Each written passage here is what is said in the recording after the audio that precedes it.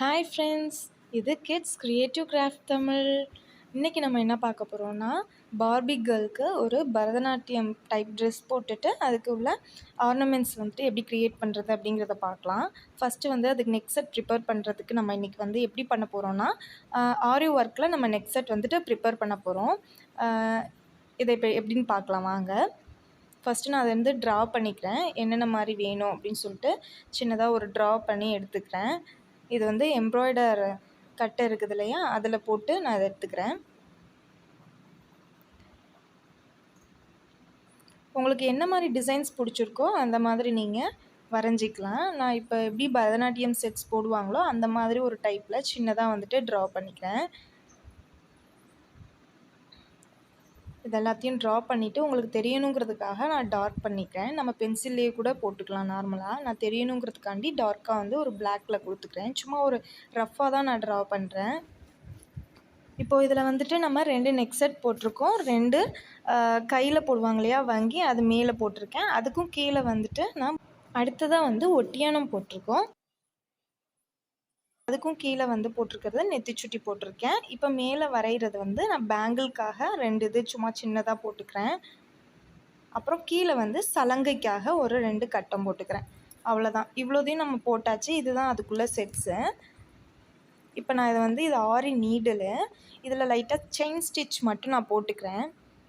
Chain stitch போட்டு நம்ம எடுத்துக்கலாம். இதில்னா ஃபஸ்ட்டு ஒரு ஸ்டிச்சு நம்ம போட்டுக்கிட்டோன்னா அது கொஞ்சம் லைட்டாக தான் தெரியும். இதுலேயே நம்ம 2 இது இப்போ இது ஃபஸ்ட்டு ஒரு லைன் தான் நம்ம போட்டிருக்கோம். இதுலேயே 2 லைன் போடுறப்போ அது கொஞ்சம் நல்லா டார்க்காக தெரியும் செயின் ஸ்டிச் இப்போ அதே மாதிரி இது ஃபுல்லாக நம்ம ஃபஸ்ட்டு போட்டு எடுத்துப்போம். ஒரு ஸ்டிச் போட்டு எடுத்துகிட்டு அதுக்கப்புறமா நம்ம டபுள் ஸ்டிச் போட்டுக்கிறதுனாலும் போட்டுக்கலாம், இல்லைன்னா பேசாமல் விட்டுறலாம். அதை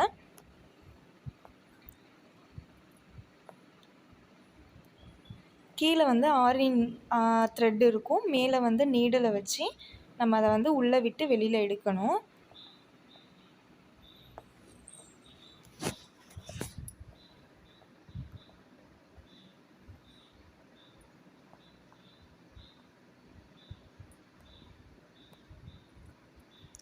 இந்த மாதிரி எடுத்த பிறகு நான் டபுள் ஸ்டிச் எல்லாத்துலேயும் போட்டேன் பாருங்கள். அடுத்து இதில் நம்ம பீட்ஸை கோத்துக்கலாம். அதே மாதிரி நீடில் வச்சு உள்ளார நம்ம த்ரெட்டு வச்சுருப்போம். இங்கே நீடிலில் பீட்ஸை கோத்துருப்போம். இப்போ இந்த பீட்ஸை கீழ் வழியாக நம்ம ஃபஸ்ட்டு அந்த ஊசினால் அந்த நூலை உள்ளார விட்டு வெளியில் எடுத்த நூலில் இந்த ஊசியில் உள்ள பீட்ஸை உள்ளார விடுவோம். விட்டுட்டு இதே மாதிரி நம்ம செய்ய வேண்டியதுதான். செயின் ஸ்டிச் மாதிரி தான் இருக்கும் ஆக்சுவலாக இது பார்த்தோம்னா. இப்போ இதே மாதிரி நம்ம ஃபுல்லாக போட்டு எடுத்துகிட்டு எப்படி இருக்குன்றதை பார்க்கலாம்.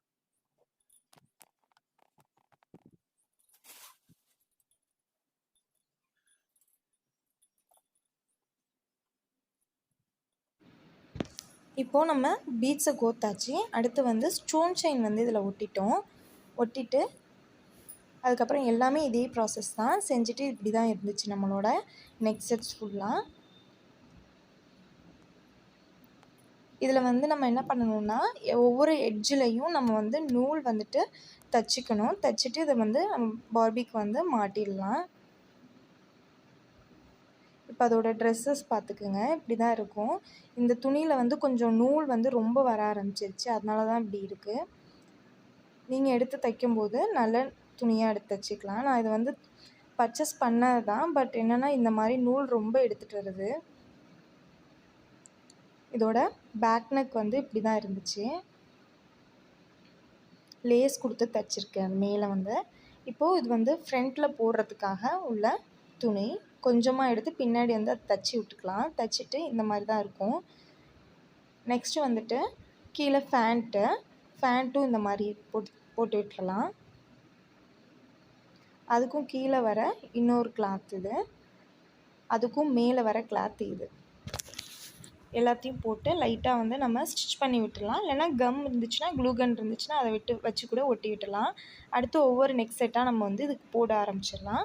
ஃபஸ்ட்டு நெக் செட் போட்டாச்சு. செகண்ட் ஆரம், அதுக்கும் கீழே நெக்ஸ்ட்டு ஒட்டியானம் போட்டுக்கலாம். அடுத்து தான் வளையல் போட்டுக்கலாம். நெக்ஸ்ட் ஒன் சலங்கையும் மாட்டியாச்சு. நெக்ஸ்ட்டு ஹேர் ஸ்டைல் பண்ணிக்கலாம். ஹேர் ஸ்டைலுக்கு வந்து நான் ஃபஸ்ட்டு மேலே வந்து முடியை வந்து கொண்டையாக போட்டுக்கிறேன். கொஞ்சம் 2 சைடில் உள்ள முடியை எடுத்துக்கலாம். 2 சைடில் உள்ள முடியை எடுத்துகிட்டு லைட்டாக வந்து சுருட்டிக்குங்க. சுருட்டிட்டு அப்படியே ரொட்டேட் பண்ணிங்கன்னா அதோட மேலே உள்ள இது வந்துடும். கொண்டை மாதிரி போட்டுக்கலாம். அதுக்கப்புறம் ரப்பர் பேண்ட் போட்டு பண்ணிவிடுங்க. அதுக்கப்புறம் தலையும் பின்னி விட்டுறலாம். பின்னிட்டு இப்படி தான் இருந்துச்சு. நான் இதுக்கு வந்து ஏற்கனவே வந்து எம்ப்ராய்டரி பண்ணுற நூலில் வந்து பிளாக் கலரில் எடுத்து முடி மாதிரி நம்ம பின்னி வச்சுருக்கேன். அதை வச்சு பின்னிட்டு அதுக்கு பின்னாடி வந்து கொஞ்சம் கொஞ்சம் அந்த மணியெல்லாம் இருந்துச்சு, அதை வச்சு டிசைன் பண்ணியிருக்கேன் ஹேருக்கு. இப்போ நெத்திச்சுட்டி வச்சுக்கலாம். நெக்ஸ்ட்டு இயரிங் போட்டுக்கலாம். இயரிங் வந்து பர்ச்சேஸ் பண்ணது தான், கடையில் வாங்கினது தான். மற்ற எல்லாமே நம்ம செஞ்சது தான். ஓகே ஃப்ரெண்ட்ஸ், இப்போ எப்படி இருக்குன்னு சொல்லுங்கள். டால் வந்துட்டு நல்லா இருந்துச்சுன்னா கமெண்ட் பண்ணுங்கள். ஓகே ஃப்ரெண்ட்ஸ், நம்ம சேனலில் பார்க்குறவங்க, புதுசாக பார்க்குறவங்க சப்ஸ்கிரைப் பண்ணிவிடுங்க. கிட்ஸ் கிரியேட்டிவ் கிராஃப்ட் தமிழை கமெண்ட் பண்ணுங்கள், ஷேர் பண்ணுங்கள்.